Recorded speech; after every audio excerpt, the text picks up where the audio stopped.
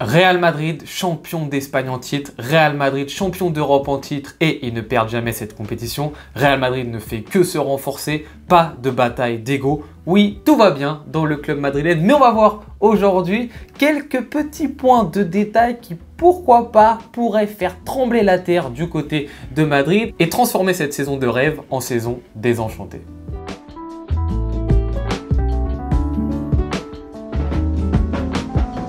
Alors les amis, comme je l'ai dit en introduction, on est sur un Real Madrid où tout va bien. Tu gagnes des trophées, tout le monde est content, la planification sportive est superbe, il n'y a pas de guéguerre d'ego.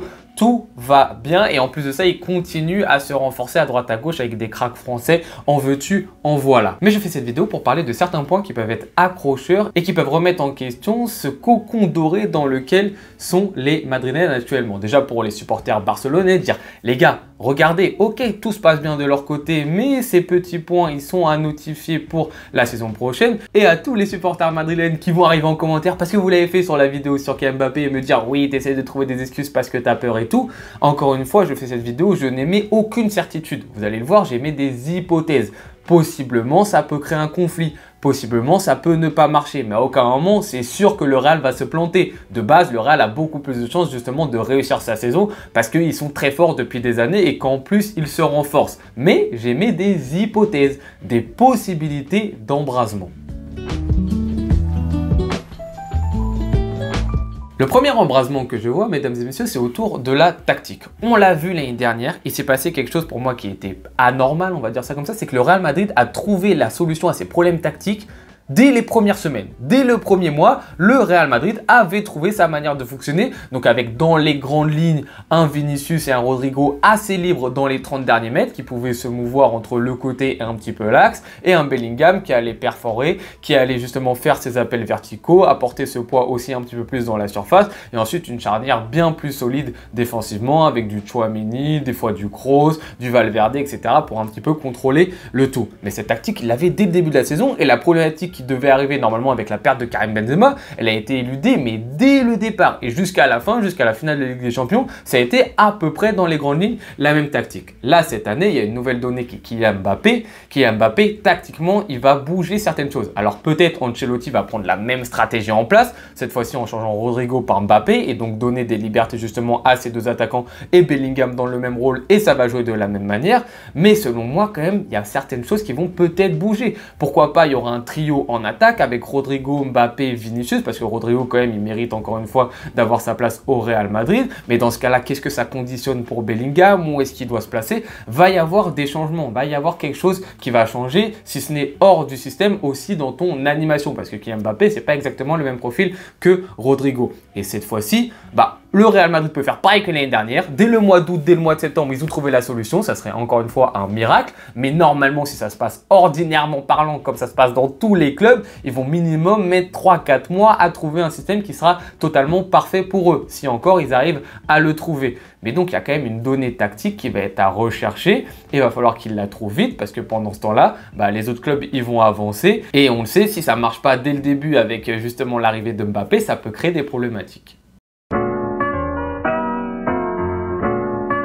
L'autre point d'interrogation que j'ai autour du Real Madrid, c'est justement sur le départ de certains cadres et justement le nouveau poids que doivent assumer les nouveaux joueurs qui ont été achetés il y a 3-4 ans. On le sait, Kroos est parti.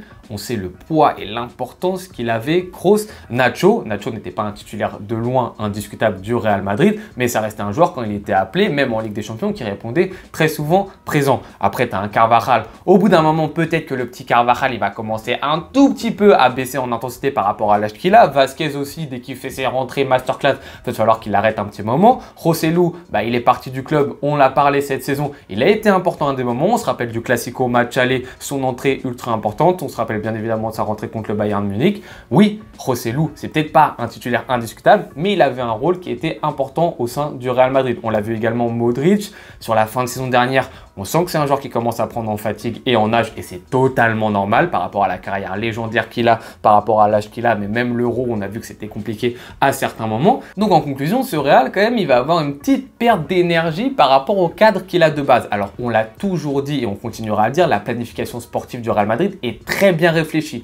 On l'a vu, on insère des nouveaux joueurs, du sang neuf, du Tchouaméni, du Camavinga. Ramos a été très bien remplacé, Casemiro a été très bien remplacé, Karim Benzema a été très bien remplacé. Pour l'instant, ça se passe très bien. Mais là, tu as quand même une grosse perte. Il va y avoir des joueurs quand même qui vont aussi perdre un petit peu en niveau. Les nouveaux joueurs vont-ils vraiment assumer leur rôle de titulaire? Parce que jusqu'à présent, des fois, bon, à part Tchouaméni qui a vraiment été titulaire cette saison, mais pour certains autres, on n'est pas encore sur des titulaires indiscutables. Là, il va falloir assumer ce rôle parce qu'il y a des départs qui sont conséquents avec des joueurs qui avaient prouvé, des joueurs qui avaient une expérience. Et ce changement, s'il s'est bien passé jusqu'à présent, il y a un questionnement, ça reste un questionnement sur est-ce que ça va continuer de cette manière.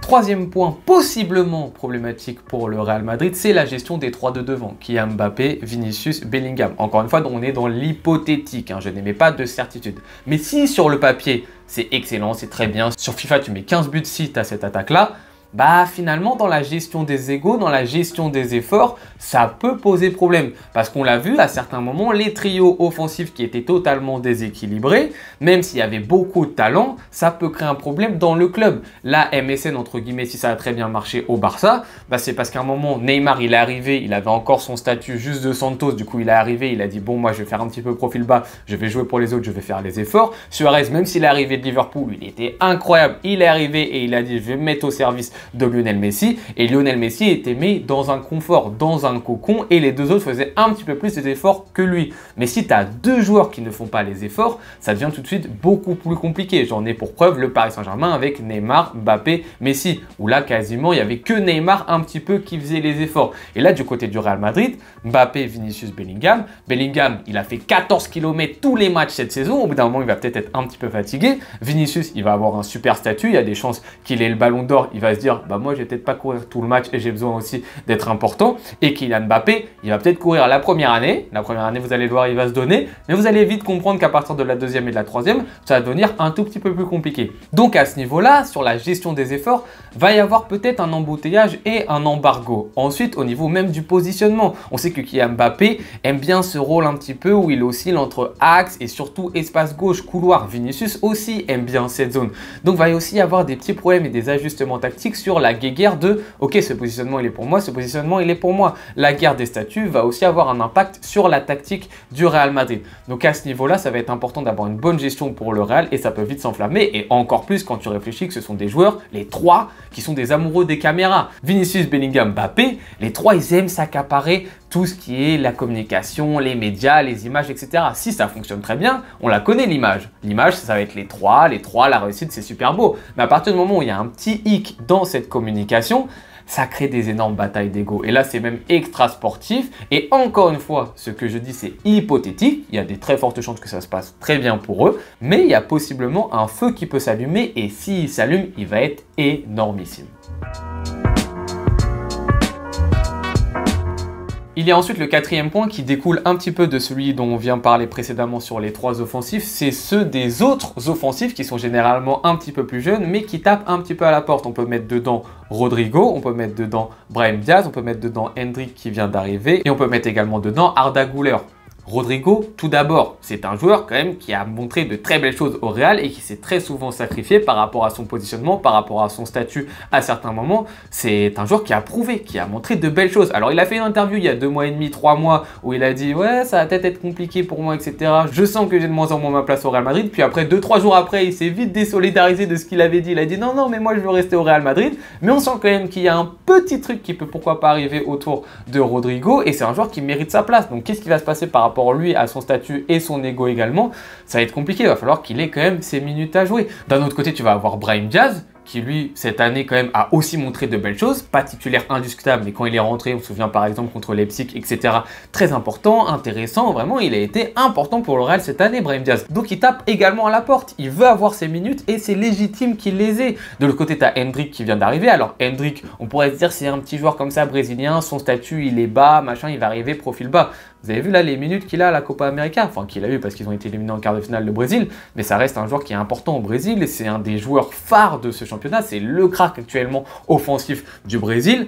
Bah oui, il va aussi demander des minutes et surtout il va falloir qu'il se développe. Alors peut-être qu'il va être prêté sur la première saison, j'en sais rien, c'est pas sûr du tout, mais il va falloir qu'il joue. S'il ne joue pas du tout, ça va être compliqué pour lui. Et enfin, tu as Arda Güler. Arda Güler, il a eu ses minutes sur la fin de saison dernière, mais parce que le Real Madrid avait très bien performé en Liga et donc pouvait faire tourner, lui ont donné des minutes, mais il a montré de très belles choses sur ses premières minutes. Il a marqué des buts, il a eu des stats, donc il a dit « Eh oh, moi quand je joue, je suis aussi présent ». Et surtout, il a fait un super Euro du côté de la Turquie qui a été éliminé en quart de finale et ça a été un des joueurs prépondérants, un des joueurs majeurs de cet effectif. Donc le mec, au bout d'un moment, il va dire « Moi, le cas de l'année dernière où je reste sur le banc et juste je rentre les derniers matchs quand on est déjà champion, ça me va pas trop. J'ai besoin d'avoir plus de minutes pour m'épanouir, etc. » Donc si tu prends tous ces joueurs-ci qui forcément vont avoir moins de minutes parce que les 3 de devant, ils vont vouloir jouer tout. Hein. Mbappé, Vinicius, Bellingham, ils veulent jouer les 55 matchs dans la saison. Il n'y a pas un moment où ils vont dire non, moi je vais être remplaçant, ce qui peut être compréhensible par rapport à leur statut. Mais les autres qui sont juste derrière, ils vont se dire eh oh, moi, je mérite.